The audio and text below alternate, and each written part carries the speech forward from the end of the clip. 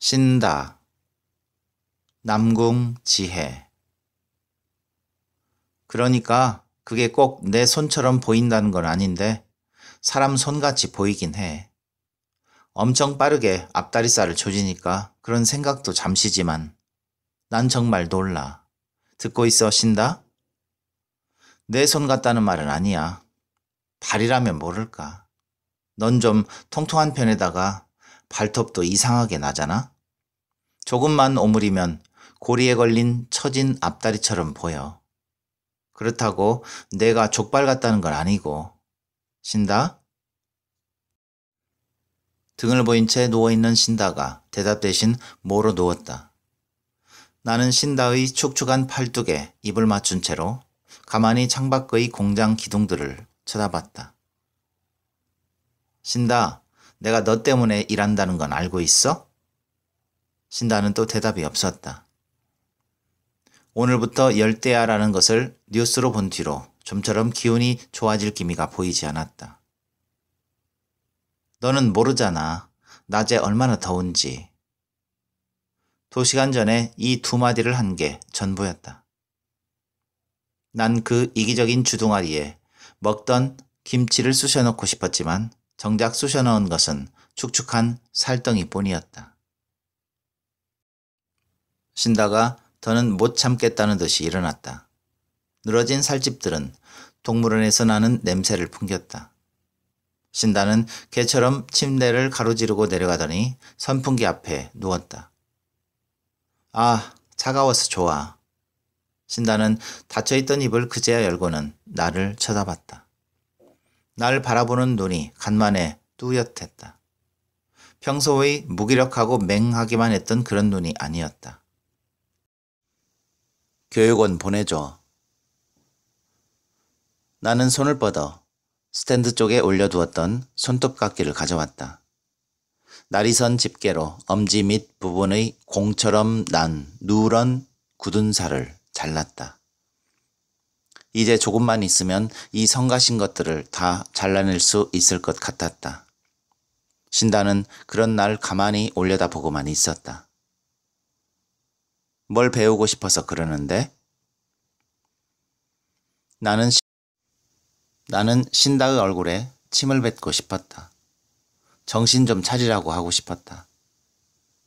넌 내가 어떻게 일하는지 알면서 이럴 순 없지 않느냐고 소리 지르며 발로 차버리고 싶었다. 만약 그렇게 된다면 신다는 정말 돼지처럼 꾸앵 따위의 소리를 지르며 굴러갈 것도 같았다. 그건 그거대로 웃기겠지? 나는 실실대며 계속해서 굳은 살들을 정교하게 오렸다. 빳빳한 누런 살들이 이불 위로 떨어지는 동안 신다의 대답은 또 느려지기 시작했다. 한 번 대답이 나오는 것도 어쩜 돼지같이 느리지? 모든 게 실증이 났다. 문장. 타이머를 해놓은 선풍기가 다 꺼질 때쯤 신다가 대답했다. 회전을 멈춘 선풍기의 날들이 제 자리를 찾기도 전에 신다는 1시간으로 타이머를 다시 맞추곤 나를 올려다 보았다.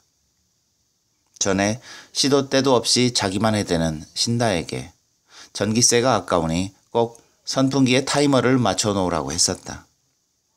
그 뒤로부터 한 번도 빠짐없이 타이머를 맞춘다. 그래서 여름에는 타이머가 돌아가는 소리가 시계 초반을 소리보다 크다. 아무튼 터무니없는 신다의 말에 대충 딴청을 피우며 중얼거렸다. 아, 열대야라고 했었나? 하루의 반을 냉장고 같은 공장 안에서 보내는 내가 그런 것 따위를 알 리가 없었다. 이불 위에 떨어진 내 굳은 살들을 하나씩 주워 담으며 물었다. 왜? 몽골 이야기라도 쓰고 싶어? 몽골 아니고 내몽골이라니까? 그래봤자 탈북 이야기밖에 할 줄 모르면서? 다른 이야기도 알아.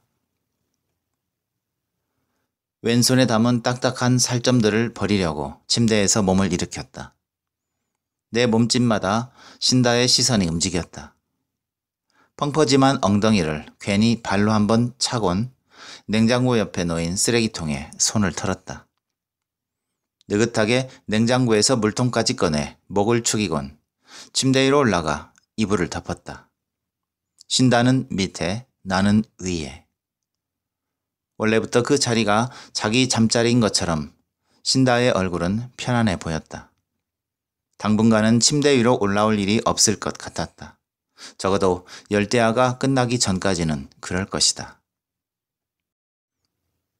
침대에 누워 다시 창밖을 보며 신다를 등졌다. 신다가 따지듯이 물었다. 교육원에 보내줄 수 있냐고. 장학금도 있댔어.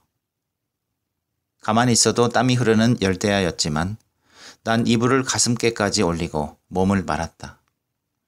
몇 시간 후면 다시 공장으로 나가 돼지를 해체시켜야 했다. 굳은 살이 배긴 내 손에 철 장갑도 두르고 칼로 돼지의 앞다리와 몸통을 잘라야 했다. 나의 돼지년 신다가 좋아하는 항정살과 삼겹살도 모두 내 손에서 구분돼야 비로소 상품이 되어 출고가 되는 거다. 하루 7시간을 꼬박 서서 칼질만 해대다 보면 이게 내 손인지 저게 족발인지 옆 사람이 돼지인지 알 수가 없는 지경이 종종 온다. 그래서 처음에는 옆 동료를 몇 번 칼로 찌르기도 했다.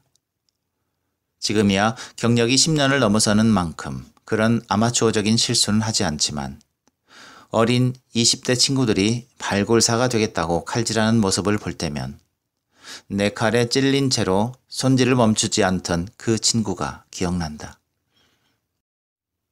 당시 나를 황당하게 보면서 칼로 갈비뼈를 쳐대며 작은 살점 하나 놓치지 않으려고 했던 모습이 너무 웃겨서 참을 수가 없었다. 너 칼 맞았어.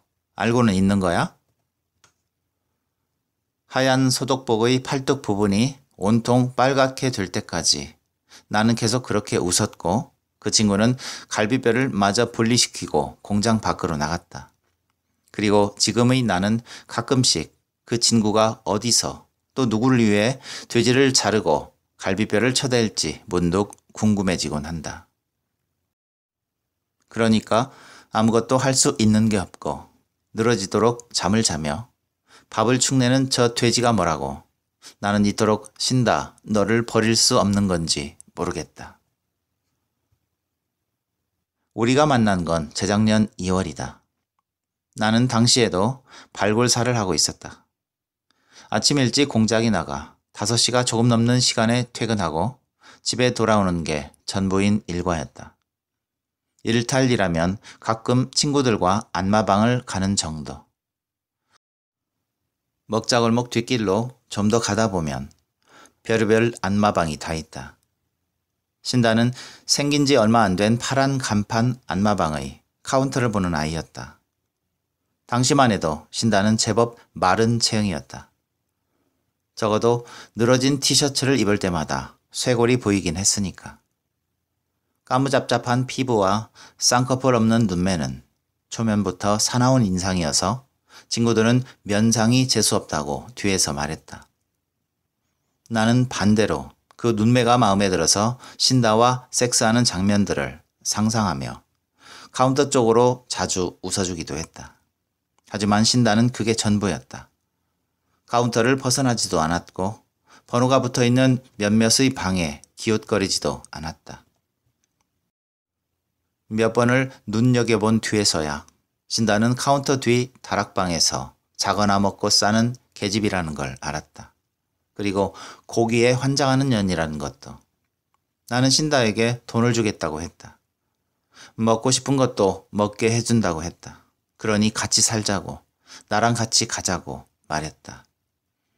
신다는 북한 억양으로 항정살은 비싼데 그것도 내가 사줄 거냐고 물었다. 항정살이 뭐야? 돼지고기라면 다 줄 수 있어. 발골사가 뭔지 알아? 내가 좋아하는 돼지고기 그거 다 내가 손보는 거야. 등갈비도 족발도 삼겹살도 가브리살도 항정살도 다. 나는 그렇게 대답했고 신다는 일주일 뒤 안마방을 관두고 지금의 집으로 왔다. 그리고 그날 저녁 우린 항정살과 삼겹살을 구워 먹으며 많은 이야기를 했다. 그 중에는 신다의 탈북 이야기도 있었다. 총 4번의 탈북을 했다는데 첫 번째 탈북에서는 엄마가 죽고 두 번째 탈북에선 아빠가 자기를 두고 도망갔다고 했다.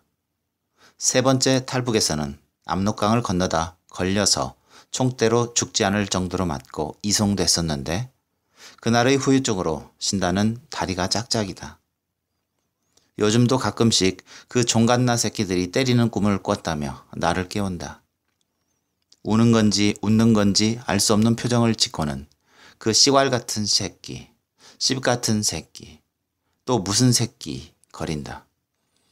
나는 그럴 때마다 신다의 손을 잡고 넌 이렇게 살아있으니 다행이지? 나 없으면 넌 어떻게 고기를 먹고 이렇게 뜨신 곳에 잠도 자냐? 라고 말한다. 그러면 신다는 아무 일 없던 것처럼 다시 눈을 감고 나는 그런 신다를 보며 모처럼 사랑스럽다고 느낀다.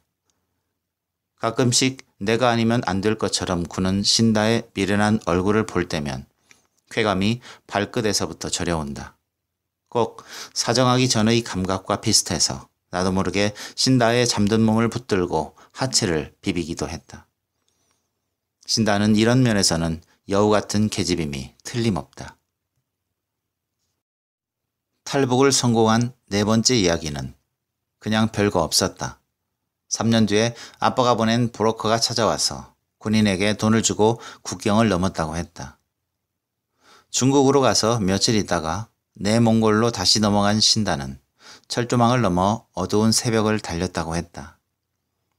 북두칠성을 보고 가란 말에 이틀을 꼬박 달리며 하늘만 봤는데 밤만 되면 추워서 견딜 수 없었고 낮에는 더워서 참을 수 없었다고 했다. 그러다 한 원주민이 사는 집을 발견하고 일주일 뒤에 봉고차를 타고 한국 대사관으로 갔고 그렇게 한국에 왔다고 했다. 아빠는 만났어? 당시 신다는 쌈을 싸면서 대답했다. 아니, 한 번도. TV에서도 몇 번이나 보던 탈북 이야기는 지긋지긋했으므로 나도 더 이상 묻지 않고 술잔을 채웠다. 그날 먹은 고기가 죽여졌지. 언젠가 내가 그 말을 했을 때 신다는 고개를 끄덕이며 말했다. 이 집에 처음 온 날? 맞아, 죽여졌지. 죽여졌는데 기억이 안 나. 내가 너한테 어디까지 말했더라? 신다는 한참이나 그 말을 중얼거리다가 다시 사막 이야기를 꺼냈다. 생각이나 해봤어? 광활한 사막을 별 하나만 보고 달린다는 게 어떤 건지 생각이나 해봤냐고. 아무도 없어. 너 혼자 그 모래 언덕을 넘고 또 넘는 거야. 사실 몰라. 저 너머에 뭐가 있는지는. 누군가가 말은 해줬지만 아무리 달려도 보이지 않으니까 달리기만 하는 거야. 그래서 무섭고 두려운데 그만큼 아름다운 거지. 황홀하기도 하고. 좌우를 바라봐도 지평선만 보이는 순간들이, 그러니까 그런 것들이 내게 완전히 그곳을 벗어났다는 걸 실감하게 하거든. 신다는 후에도 그런 말들을 술주정처럼 반복했다. 그런 때의 신다는 드물게 말이 빨라지거나 많아져서 평소와 다르게 느껴졌다. 난 그런 신다가 낯설어 싫었다. 사막이 뭐라고 그렇게까지 되는지. 나는 신다의 느릿하고 나태한 모습을 볼 때마다 발로 차버리고 싶긴 했지만 막상 다른 모습을 보니 불쾌하기만 했다. 그래서 어느 날은 짜증이나 그 사막에 다시 가고 싶다는 말이냐고 물었다. 신다가 사막 거리며 번긋대는 입을 닫았다. 말없이 그냥 날 한참이나 쳐다보다가 입버릇처럼 하던 말 한마디를 꺼냈다. 내가 너한테 어디까지 말했더라? 돼지는 버릴 게 없어. 비계살도 사료용으로 들어가거든. 우리 공장으로 들어온 돼지들은 죽는 게 아니야. 사라지는 거지. 내가 너보고 가끔 돼지 같은 년이라고 부르는 건 다 이유가 있어. 칭찬으로 여겨도 좋아. 사람들은 대부분 다 쓸모없잖아? 넌 그런 사람들과 달라. 신다는 스팸을 구우며 웃었다. 왜? 섹스해줘서? 열대야 이후로 하루 종일 팬티바람으로 다니는 신다는 다 구운 스팸을 김치와 함께 가져와 밥상에 올렸다. 내가 널 언제 그런 의미로만 뒀냐? 밥이나 먹어. 신다가 잠자코 스팸을 씹었다. 김치를 뒤적거렸다. 사둔 콘돔이 몇 개 있더라. 언제나 그렇듯 단조로운 식사 시간이었다. 내가 공장에서 일하고 오면 신다는 양말을 벗겨주고 시원한 물을 건네준다. 씻고 나와 침대에 누우면 몇 시간이나 서 있던 내 다리를 한참이나 주물러 주다가 7시마다 나오는 연속곡을 틀고 저녁 준비를 한다. 그리고 저녁 시간이 끝나면 새벽 1시까지 침대에 누워 채널만 돌리다가 서로 몸을 핥으며 섹스를 하든지 잠을 잔다. 오늘도 그렇게 단조로워야 하는데 신다가 저번처럼 뻔스런 교육원 이야기를 꺼냈다. 진짜 안 보내줘? 곧 원서 마감이래. 난 신다의 엉덩이를 때렸다. 정신머리 나간 년. 한 학기만 다닐 거야. 첫 학기는 장학금 줘서 더 싸대. 얼만데? 230. 내가 그 돈을 너한테 왜 줘? 줄만 하잖아. 벌개진 엉덩이를 치켜들고 선풍기 앞으로 내려간 신다가 나를 쳐다봤다. 나는 비스듬히 누워 230만 원을 중얼대며 담배에 불을 붙였다. 신다는 내게 돈이라도 맡겨둔 사람처럼 당당하고 뻔뻔한 얼굴이었다. 별다른 취미생활도 없이 안마방에 돈 쓰는 게 다였던 나에게 그 정도면 없는 돈도 아니었다. 내가 거기 보태주면 넌 나한테 뭘 해줄 건데? 신다가 웃었다. 나한테 가져갈 게 있어? 담배를 물고 신다를 내려다보다가 고개를 끄덕였다. 그건 그렇다. 넌 뭣도 없잖아. 창을 열어도 눅눅한 방 안 공기는 갑갑했다. 담배는 피우나만 하였다. 재떨이에 담배를 지지고 얇은 이불을 덮자 신다가 선풍기 방향을 내 쪽으로 돌리더니 침대 위로 올라와 옆구리에 얼굴을 묻었다. 나 비밀은 있어. 그거 말해줄까? 허리가 뜨거웠다. 창밖의 공장 기둥들을 가만 보니 오늘따라 유독 길어 보이고 많아 보이는 것이 꼭 축사에서 보았던 창살 같았다. 낡고 더럽고 검은 창살. 말해주냐고. 말해봐, 뭔데? 신다가 몸을 좀 더 위로 올려 이번엔 내 팔을 뱉다. 입꼬리가 살짝 올라가선 눈이 반달처럼 접혀진 것이 꼭 신나는 이야기라도 할 것 같았다. 알잖아. 나 탈북할 때 내몽골 간 것. 그때 원주민들이 내 말을 못 알아먹어서 말에 날 태우고 사막 한가운데 있는 군인 초소로 데려갔었어. 거기 가니까 나와 똑같은 말씨를 쓰는 사람들이 한 방에 수두룩하게 있더라고. 일주일 있으면 우리를 데리러 대사관에서 온다고 조용히 좀 있으라고 했는데 일주일 동안 한 번도 안 시끄러운 적이 없었어. 왜 그런 줄 알아? 신다가 잔뜩 기대하란 얼굴로 물었다. 그렇게 사막 이야기를 해댈 때는 언제고 이제야 왜 한 번도 하지 않았던 이야기를 꺼내는 건지 더 궁금했다. 하지만 평소보다 더 들떠 보이는 신다의 말에 흐름을 끊을 순 없었다. 왜 그런데?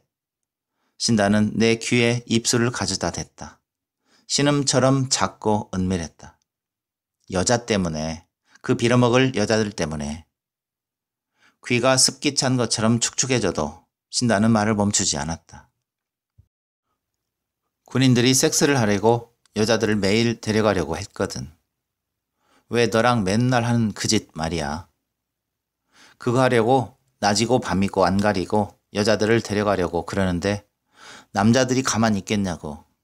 말이 통하지도 않는 사람들끼리 목청만 크게 싸우는데 난 정말 시끄러워 죽는 줄 알았어. 그러다가 3일째 되는 날에 누가 날 깨우는 거야. 항상 제일 큰 목소리로 싸우던 아저씨였는데 그 아저씨가 나보고 신다야, 신다야 부르면서 깨웠어. 사실 뭘 할지 알았는데 그냥 따라갔어. 사막을 그렇게 뛰었던 이유를 잃고 싶지 않았거든. 나는 어떻게든 한국에 가고 싶었으니까 그냥 아무 말도 하지 않았어. 말을 안 들으면 군인들이 금방이라도 날 총대로 때리거나 북에 넘겨버릴 것 같기도 했고. 그래서 아저씨 손잡고 군인들이 있는 방으로 갔지. 그리고 그 짓을 했어. 쉬지도 않고 했어. 마르고 작은 몸으로 세명까지 하고 나와 힘이 빠져 누워만 있는데 딱 저런 구석에서 아저씨 부인이 애 젖을 먹이고 있는 거 있지? 그걸 보고 나는 그냥 울었어. 왜? 억울해서? 신다가 환하게 웃었다. 아니, 내가 왜? 귀를 베개에 비볐다. 신다의 건조한 입술이 유난히 붉게 보였다. 어쩔 수 없는 거잖아. 그냥 과정이라고 생각하면 편해. 나 덕분에 그 아이는 창녀인 엄마를 안 둬서 좋은 거고 나는 한국에 무사히 가니 좋은 거고. 베개를 아무리 문대도 귀가 가려웠다. 왜 애는 말을 해도 꼭 귀에다가 해서 사람을 이렇게 만드는 건지 모르겠다. 인상을 찌푸렸더니 신다의 얼굴이 금세 이상해졌다. 웃는 건지 우는 건지 알 수 없는 그런 어정쩡한 표정. 내가 더러워? 신다가 입술을 삐죽이며 물었다. 아무리 닦아내도 간지러운 귀는 나아지지 않아서 멈출 수가 없었다. 아니면 내가 불쌍해? 신다의 계속되는 물음에 짜증이 났다. 어깨를 밀었다. 침대 밖으로 밀려난 신다가 나를 원망스레 쳐다봤다. 너는 모르잖아. 생각이나 해봤어? 숨이 죽어 납작해진 베개를 던졌다. 뭘 생각해봐? 그래서 내가 지금 잘했다는 거야? 베개를 맞고도 전보다 더 의연해진 얼굴로 고개를 쳐든 신다가 소리를 질렀다. 잘했냐니 이 샹갓나 새끼야. 나는 아니야. 안 그래. 내가 어떻게 사막을 달렸는데 그걸 놓치니? 안 그러니? 네 말해봐라. 다리 벌리는 게 뭐가 대수라고 그러냐 말야. 베개가 다시 날아왔다. 닥쳐라. 안 닥쳐? 신다의 얼굴이 붉어졌다. 나는 베개로 신다의 면상을 후려치고 어깨를 밀고 방 밖으로 내쫓았다. 신다가 방문 밖에서 씩씩댔다. 여전히 간지러운 귀는 이젠 정말 역겨울 지경이었다. 귀를 긁다가 침대 위로 올라와 처음처럼 이불을 덮고 선풍기 바람을 쐈다. 미친년이 뭘 자꾸 생각해봤냐 그래? 사람 기분 더럽게. 눈을 감으며 그렇게 중얼거렸다. 신다는 그날 새벽 내내 부엌에 쪼그려 잤다. 아침에 그 꼴을 보고 어이없어 하는 나를 올려다보며 말했다. 그래서 보내줄 거지? 눈 밑에서 턱까지 길게 난 희미한 자국을 살펴보는 동안 신다가 다시 말했다. 교육원 보내줄 거지? 난 고개를 끄덕였다. 베개를 새로 사야겠다. 공장 하나 더 들어온대. 자네 동네 말이야. 형편없는 스팸 도시락을 반쯤 비워갈 때쯤 장씨가 말했다. 식은 밥은 지들끼리 뭉쳐져서 떡처럼 씹혔고 차가운 스팸은 짜기만 했다. 공장 부지가 다 그렇죠 뭐. 나는 대충 그렇게 대답하며 뚜껑을 덮었다. 케첩이라도 넣어주지. 하여간 지 입에 들어가는 것만 생각하는 년. 제대로 된 점심을 먹은 지도 오래된 것 같다. 신다가 점점 괘씸해졌다. 이번에 이사 좀 하는 게 어때? 데리고 사는 또래 여자 있다면서. 양가 부모님한테 손이라도 벌려서 이사 가. 누가 요즘에 공장 공기 마시며 사냐고. 장씨가 담배에 불을 붙이며 말했다. 휴게실에 있는 다른 아줌마들이 대놓고 눈치를 주고 째려봐도 장씨는 개의치 않았다. 걔 탈북한 애예요. 부모는 무슨. 말이 끝나기가 무섭게 장씨가 얼굴을 들이댔다. 뭐야? 내가 거두고 키우는 거야? 공부까지 시켜달래서 저번 주엔 교육원도 보냈는데요. 장 씨가 거북한 웃음소리를 냈다. 당돌한 년이네. 밤일 잘하나 보지? 나는 문득 어젯밤 끝나지 않은 열대야로 잠을 설치는 신다가 기억났다. 그냥 뭐 그렇죠. 근데 아저씨, 오늘 최고기온이 며칠이에요? 장 씨가 헛웃음을 쳤다. 그게 왜 궁금해? 저도 궁금하지는 않는데 그래도 애가 너무 더워하잖아요. 뭔 놈의 여름이 이렇게 덥죠? 제가 밖에 나가서 일하는 사람도 아니고 냉장고에서 칼질만 하는 놈이라 뭘 알겠냐고요. 근데 신다가 덥대요. 지 등록금 나가는 거 그 돈으로 차라리 에어컨이나 사달라고 하면 몰라. 안 그래요, 아저씨? 장 씨가 자리에서 일어났다.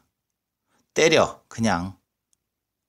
장 씨가 별일 아니라는 듯이 콧등을 쓸었다. 점심시간이 지나고 오후 타임으로 들어가서 다시 나는 돼지를 해체시켰다. 반으로 갈라져 고리에 육중하게 걸려있는 돼지들은 차갑고 축축했으며 역겨웠다. 하지만 그런 생각은 늘 잠시일 뿐. 난 도마 위 돼지를 내 몸처럼 쓰다듬으며 어떤 때는 집 나간 엄마를 떠올리고 또 어떤 때는 굳은 살 박힌 손으로 홀로 수음을 하던 나를 떠올린다. 신다가 온 이후부터는 그녀의 머리, 어깨, 허벅지를 떠올리고 총대를 휘두르던 군인의 손, 사막을 달리던 신다의 다리, 내 몽골 한가운데서 사정하는 그날 3명의 쾌감. 또 뭐가 있더라? 또. 아무튼 그러한 감각들을 손의 단체로 오늘도 돼지의 앞다리를 먼저 조지고 그 다음 몸통을 도려낸다. 그리고 갈비를 떼어내서 칼등으로 치면 본을 뜬 것처럼 살점이 깨끗하게 발라지는데 처음에는 그게 그렇게 맛있어 보였다. 견딜 수가 없을 정도였다. 주머니가 있다면 그 갈비살을 훔쳐서 집에 가져가고 싶었다. 하지만 늘 상상에만 그쳤다. 통통한 갈비살은 상품이 되는 순간 내 것일 수가 없다. 내가 도려낸 것들인데 내 것이 아니라니. 아무리 그래도 여기서 일한 지가 10년이 다 되어가는데 그거 하나 공짜로 주는 게 뭐가 어렵다고. 공장 앞에서 회식이랍시고 가끔씩 고기를 구울 때도 그렇다. 비계살 많은 삼겹살들만 내와서는 먹는 내내 속이 부대껴서 참을 수가 없다. 아니, 사 먹으라면 사 먹을 수야 있지. 내가 돈이 없어서 그러는 게 아니다. 부족해서 그러는 게 아니다. 다들 인정들이 없다 이거다. 이미 상품화된 진공팩 하나 못 뜯어서 비금이나 내오는 꼴이라니. 죄송합니다. 선배님 파리, 지금 파리.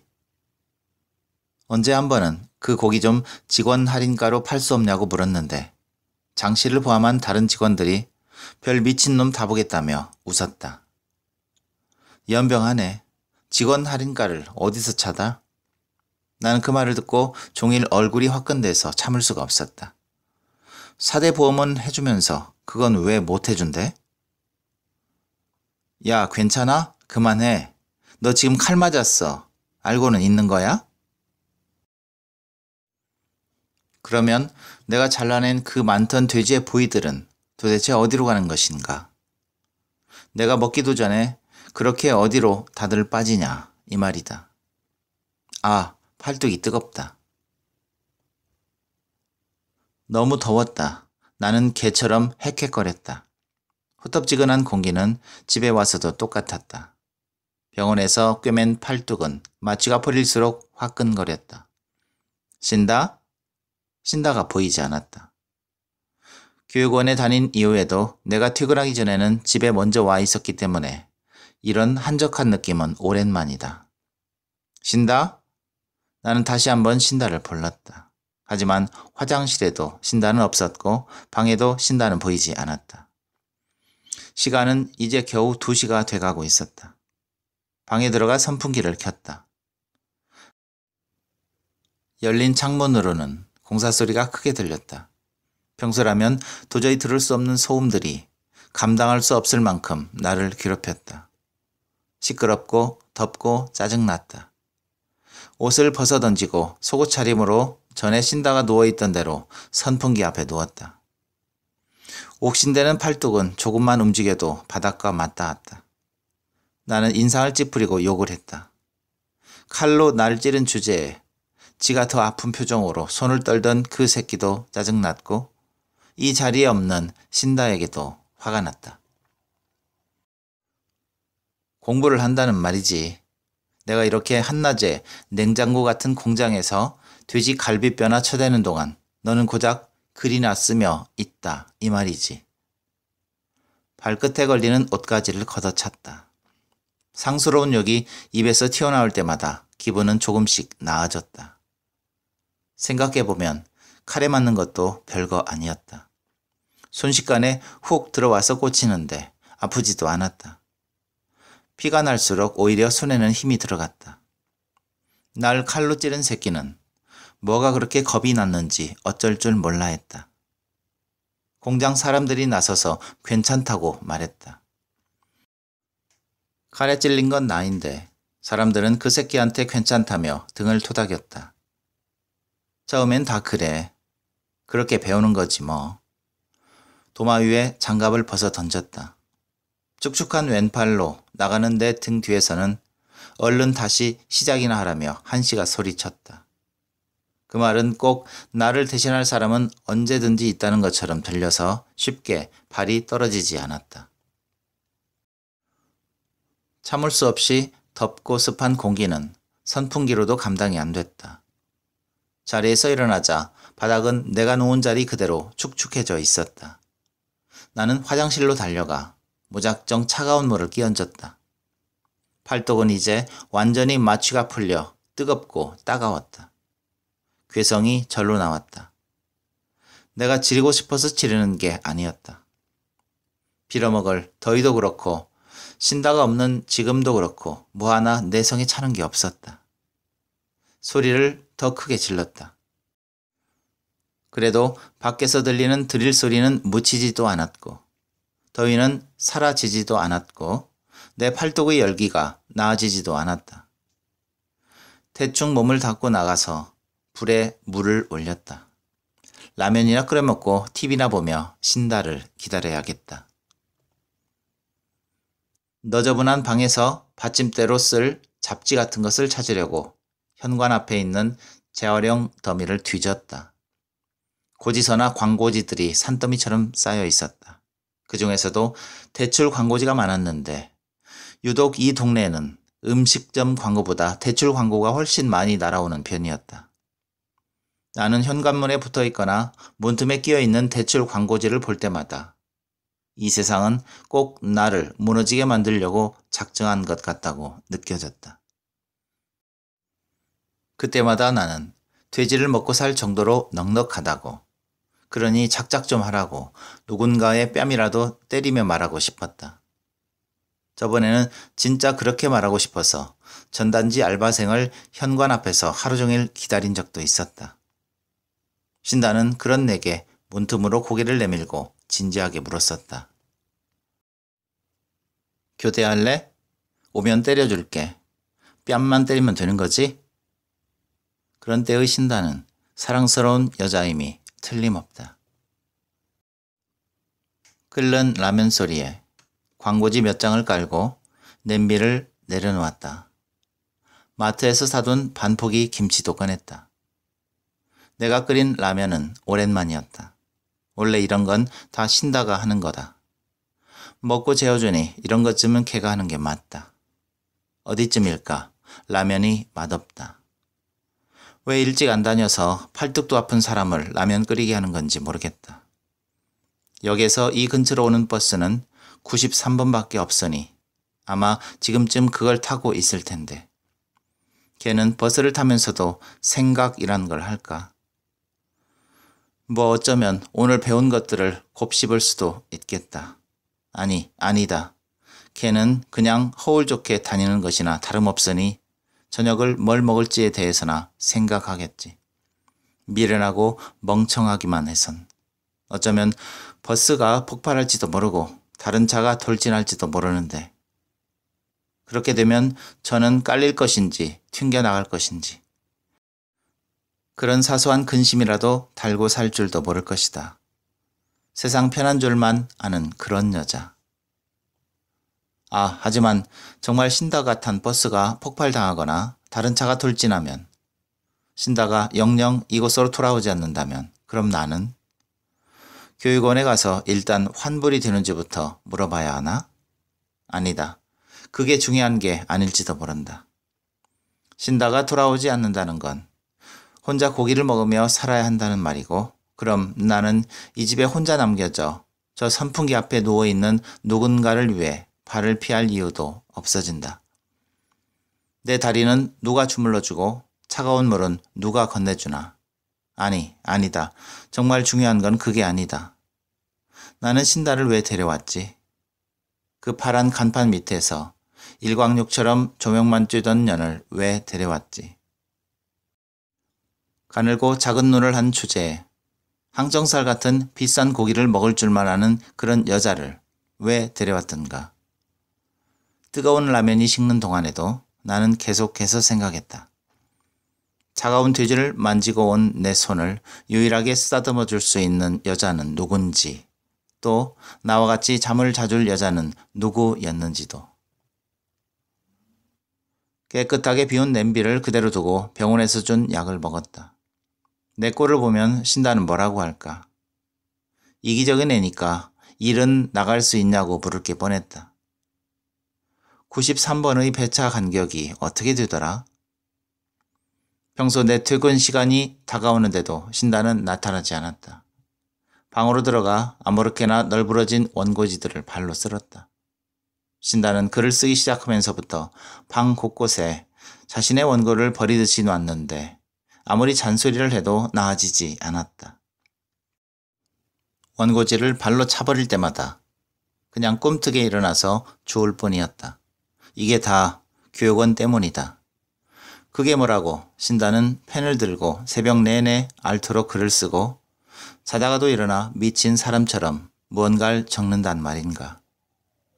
보물찾기라도 하듯이 널브러진 원고지들을 모아 하나로 묶었다.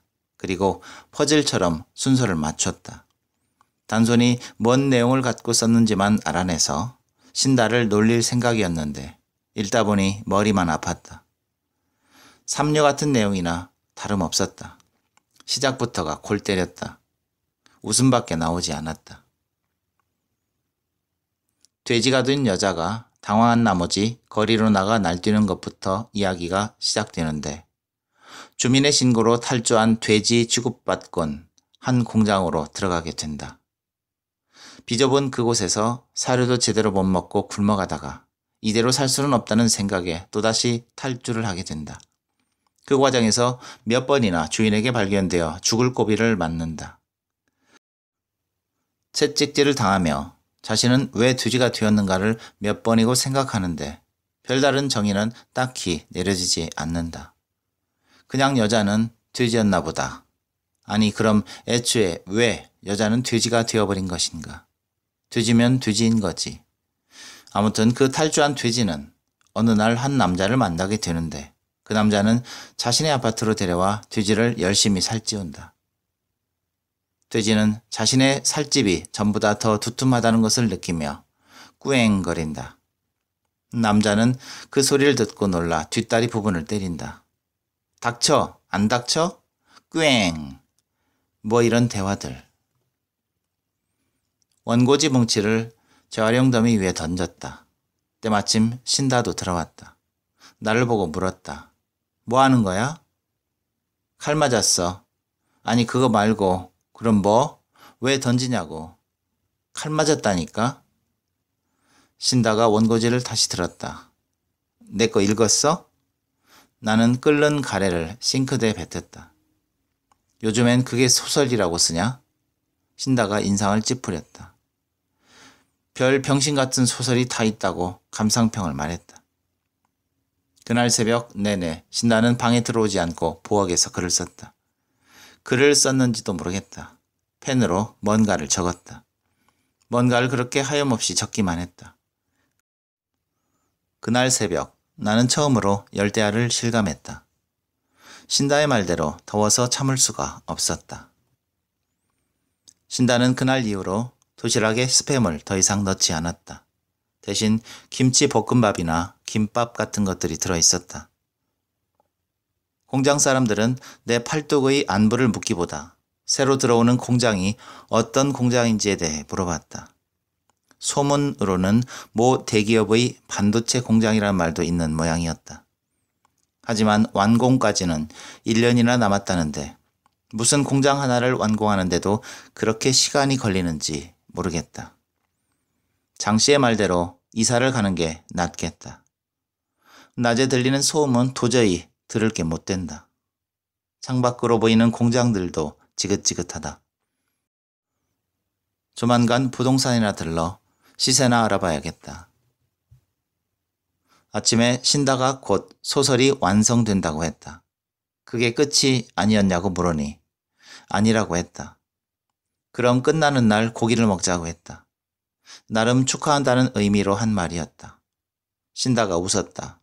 아, 싫어? 왜 싫어? 고기 먹자니까.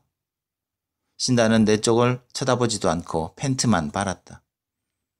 내 꼴을 보자니 쪼그려 앉은 폼이 궁상 맞아 보여서 다가가서 엉덩이를 찼다. 신다는 그대로 빨간 타일 위에 넘어졌다. 너 어제 다리도 왜 안 주물러줬어?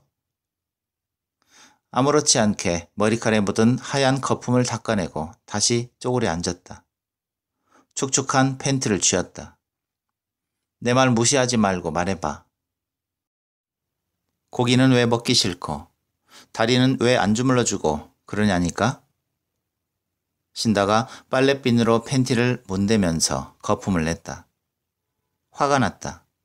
사람을 앞에 두고 왜 이렇게 무시를 할 수 있나? 출근이고 뭐고 중요한 건 그게 아니었다. 어쩌면 이게 다 교육원 때문인지도 모른다. 아, 아니다. 소설 때문이다. 그 빌어먹을 소설 때문이다.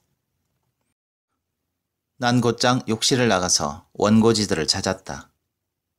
방 안에 그렇게 돌아다닐 때는 언제고 한 장도 보이지 않았다. 글 같지도 않은 걸 써대는 주제에 처먹으라는 대로 처먹지도 않고 내가 알던 신다가 아니었다. 방 안을 뒤지면서 종이 쪼가리를 찾았다. 이거야? 이거야? 나는 종이라면 보이는 대로 다 들어서 신다에게 물었다. 내가 쓰던 거 어디 있어? 그제야 붉어진 얼굴로 욕실을 튀어나온 신다가 내 허리를 끌어안았다. 기묘했다. 어지러웠다. 신다의 어깨를 밀었다. 떨어져 나간 신다의 허벅지를 찼다. 참을 수 없었다. 발바닥에 맞닿았던 허벅지 살들은 두껍고 붉었고 또 부드러웠다. 유난히 긴 몽고 반점은 공장에서 보던 낙인처럼 선명했다. 기분이 이상했다. 그래서 한 번 더 찼다. 신다가 끄끄댔다. 김이 샜다. 진짜 꾸엥 소리라도 날 줄 알았다. 글 어디 있냐니까? 몰라. 왜 몰라? 쓰다가 말았어. 버렸어. 나는 기가 찼다. 곧 완성된다며. 신다가 모르쇠로 몸을 웅크렸다. 아파? 눈을 감은 신다가 손등이 위에 입술을 맞댄 채로 한참이나 가만히 있다가 중얼댔다. 내가 뭘 했어? 이럴 줄 알았어. 잘 들리지 않았다. 뭐라고? 신다가 완전히 몸을 말았다. 얼굴이 보이지 않았다. 시계를 확인했다. 7시가 다 되어가고 있었다. 이대로 있다가는 지각이었다. 날 대신할 누군가는 많았다. 현관으로 가서 신발을 구겨 신었다. 신다가 고개를 들었다. 웃고 있었다. 그거 같다고. 꼭 여기가. 현관문이 닫혔다. 93번을 타기 위해 달렸다. 일이 끝나자마자 정육점으로 갔다. 오늘 저녁에 산 고기는 특별히 비싼 고기다. 신다가 좋아하는 항정살로만 샀다.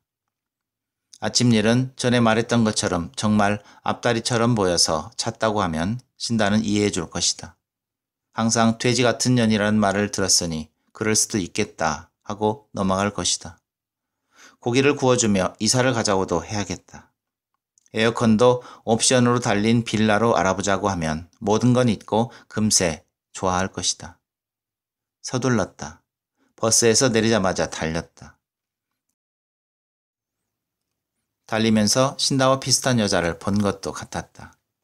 그러나 통통한 계집이 어디 한둘인가. 신다와 같은 여자들은 많았다. 현관문 앞에 붙여진 광고지를 대충 떼어내며 웃었다. 사랑스럽던 신다의 모습들이 하나둘씩 생각났다. 이사를 가면 이런 광고지들도 없는 곳으로 가야겠다. 문을 여니 캄캄했다. 밤이라 그렇다 쳐도 캄캄했다. 신다? 불을 켰다. 훤히 열려있는 욕실에는 젖은 팬티 하나가 있었다. 비누 냄새가 났다. 방에도 불을 켰다. 신다? 선풍기가 없었다. 신다의 물건을 찾으려고 서랍을 뒤졌다. 찾아보니 신다의 물건이 애초에 무엇이었는지도 기억이 나지 않았다. 처음에 어떻게 왔었던가? 짐은 있었던가? 속옷은 어디에 두었고 옷들은 어떤 것이었던가? 잠시 침대에 앉아서 주변을 둘러봤다. 내 방이었다. 변한 건 없었다. 없어진 건 선풍기 하나였다. 아니다. 없어진 건 선풍기 하나가 아니다. 그래, 없어진 건 선풍기 하나가 아니다. 아침에 너무했나? 그렇다고 발로 차버리는 것은 정말 아니었나? 그래, 아무리 그래도 그건 아니었다. 내가 잘못했다. 그런데 그게 그렇게 잘못했나? 평소처럼 넘어갈 수도 있는 것인데. 사막에서도 잘 버텨온 애가 발로 맞았다고 이 집을 나가는 게 말이 돼? 꽃뱀이 따로 없다. 그래봤자 사라진 건 선풍기 하나지만 이건 도둑이랑 다를 게 없다. 얼마나 잘해줬는데 나한테 일어나? 일단 항정살부터 냉장고에 넣어둬야겠다. 아, 근데 93분에 정말 무슨 일이 생긴 거면 어떡하지? 그래서 못 온 걸 수도 있다. 정말 버스가 폭발하거나 다른 차가 돌진해서 깔려 있거나 어딘가에 튕겨나갔을지도 모르는 일이다. 죽었을까? 살았다 해도 불구가 되지 않았을까? 아니다. 중요한 건 그게 아니다. 내일도 공장에 가서 돼지를 조져야 하는데 이렇게만 있다가는 하루가 다 간다. 간만에 산 비싼 고기도 그렇고. 일단 냉장고에 항정살을 넣자. 넣고 생각하자. 그게 맞다. 그게 순서다. 그날 밤 나는 신다가 없는 열대야를 앓으며 이불 위에서 울었다. 신다는 개 같은 년이 따로 없다. 바닥에는 아무것도 없었고 새벽은 더웠다. 신다가 어디서 돼진 채로 영영 내 앞에 안 나타났으면 좋겠다. 이런 새벽은 지독하고 우울하고 괴롭기만 하다. 신다도 선풍기도 없다. 축축한 이불을 다시 뒤집고 창문에 몸을 붙였다. 공장의 불빛이 빛나고 있었다. 저 더럽고 역겨운 창살들은 더위를 모르고 빛나고 있었다. 애초에 사물이라는 건 감각이 있는 것들이 아니니 이런 더위는 모르는 게 당연하다. 나는 땀인지 눈물인지 모를 것들로 흥건한 얼굴을 창밖으로 내밀고 아침이 오길 바랐다. 공장이 되어야지. 그 안에 들어가 나오지 말아야지. 돼지들만큼 완벽한 것들은 없다. 내게 돈을 주는 것도 돼지고 돈을 쓰게 하는 것도 그 돼지다. 돼지들을 사랑해야지. 더할 나위 없이 완벽한 돼지를 만들어야지. 멍청한 사람들은 그걸 모른다.